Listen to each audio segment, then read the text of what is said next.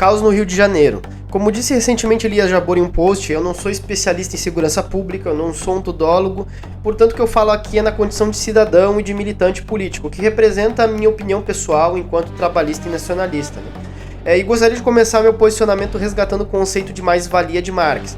Marx ele denunciava que a exploração do trabalhador se dava pela desapropriação de parte dos frutos de seu trabalho, principalmente no contexto da Revolução Industrial. Isso explicaria, por exemplo, trabalhadores produzindo centenas de carros em uma fábrica, mas nenhum deles com renda capaz de comprar um carro.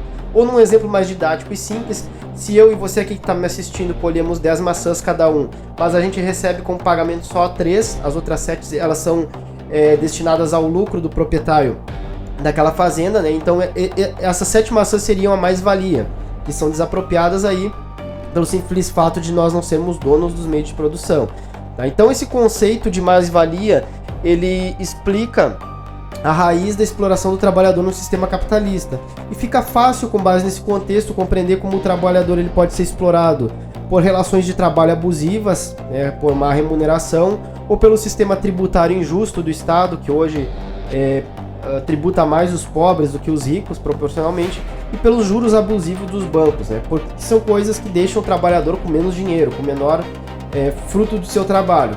Mas muitos desses políticos, intelectuais e ativistas que se dizem de esquerda, principalmente dessa esquerda liberal aí do Leblon, né, ou que gostam de ficar importando pautas e discussões lá do Partido Democrata Americano, eles têm dificuldade de identificar o criminoso, o bandido e os chefes do tráfico e do crime organizado como alguém que igualmente retira direitos do trabalhador, não apenas a parte do fruto de seu trabalho, mas também a sua paz, a sua segurança, a vida de seus familiares e deles próprios.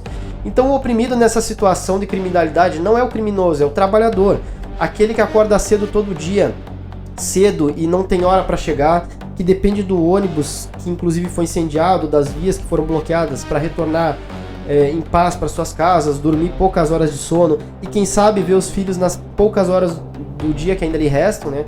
Esses são os verdadeiros oprimidos, inclusive os policiais que acordam todo dia e que se despedem do cônjuge ou dos filhos sem saberem se eles retornam para casa. E que mesmo assim eles vão porque eles precisam trazer o sustento para o seu lar, né, que recebendo um salário insuficiente diante de péssimas condições de trabalho. Então se há um opressor a identificar em toda essa história, são os que buscam o lucro e o dinheiro fácil explorando a população com armas, com violência, com drogas e com redes de prostituição, tá? E é claro que nós precisamos sim de políticas de desenvolvimento econômico, inclusão social e educação integral como o CIEPS, para combater as principais causas aí da criminalidade, mas essas são estratégias de longo prazo, que nós precisamos combinar junto com estratégias de curto prazo, que infelizmente, gostem ou não, é a repressão por meio de investigações, operações policiais de busca e apreensão e mudanças no Código Penal para tornar as leis mais duras, né? Acabar com essa sensação de impunidade. Essa é uma demanda do trabalhador brasileiro que precisa ser ouvida, o povo deve ser ouvido nessa questão, tá? Então as mortes que ocorreram, elas não ocorreriam se os criminosos não estivessem resistindo à prisão, fortemente armados com fuzis e com outras armas pesadas. E as condições sociais, elas não podem virar um pretexto para tolerarmos roubos, execuções e toda sorte de absurdos que prejudicam quem realmente trabalha diariamente, tá? Então nós podemos inclusive aprender com a China, né, que possui um sofisticado sistema de vigilância que combina a tecnologia de câmeras, reconhecimento facial e Big Data com forte policiamento nas ruas e um sistema de inteligência eficiente. E aqui eu me dirijo aos trabalhistas e nacionalistas.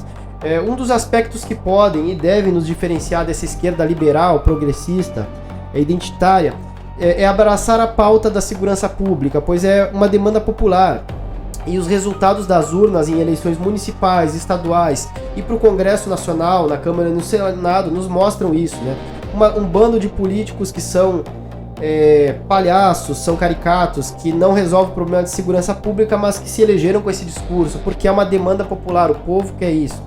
O trabalhador brasileiro, seja ele CLT, MEI, autônomo, ele está cansado de trabalhar para sustentar meia dúzia de bilionários, sustentar um Estado que tributa mais o pobre e o crime organizado principalmente.